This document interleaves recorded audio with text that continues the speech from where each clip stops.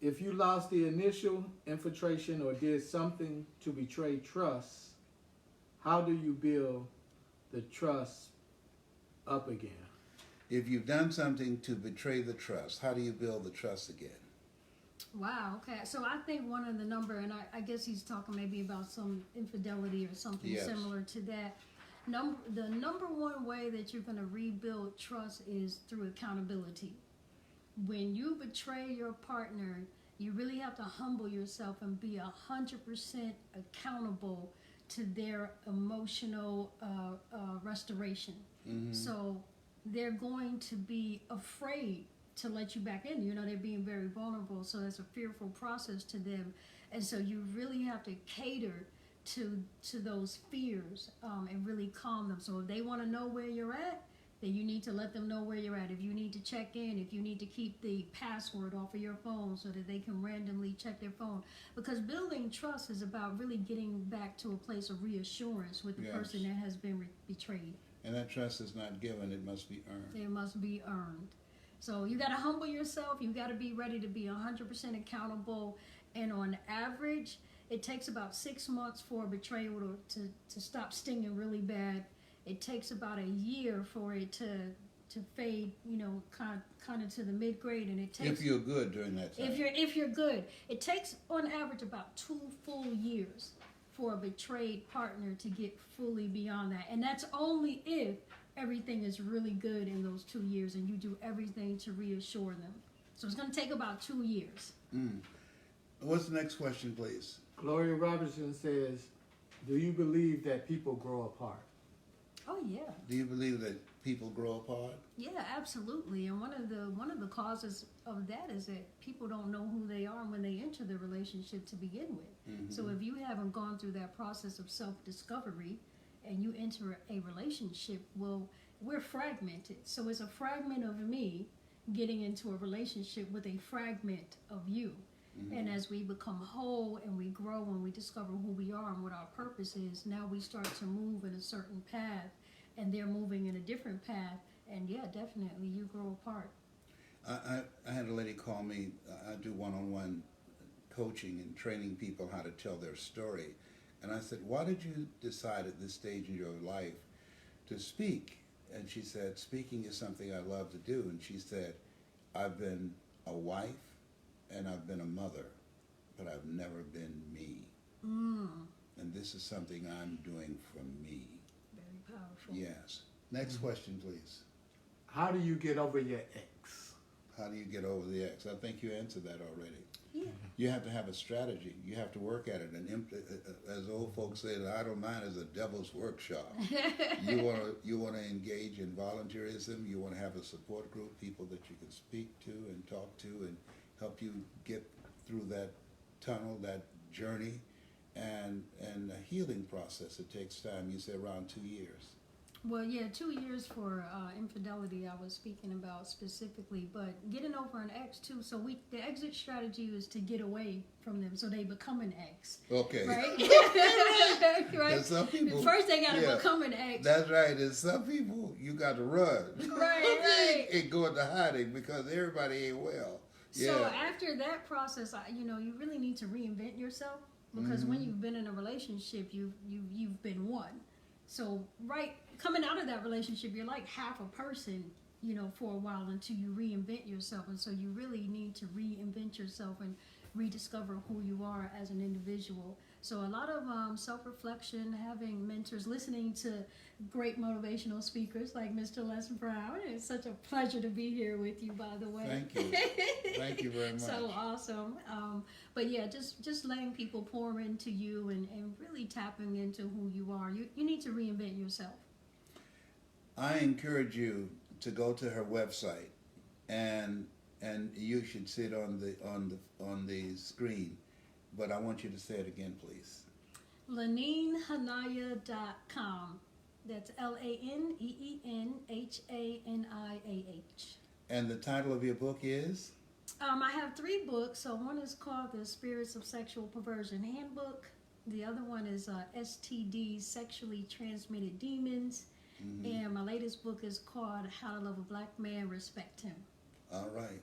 Listen, I have enjoyed this conversation. You have some depth up in here, up in here. She's a Thank bad you. young sister. Listen, I hope that you got some value out of this conversation. You have something special. You have greatness in you. And remember this thing called love. God is love. And he who dwelleth in love dwelleth in God, and God in them. You have something special. That's my story, and I'm sticking to it.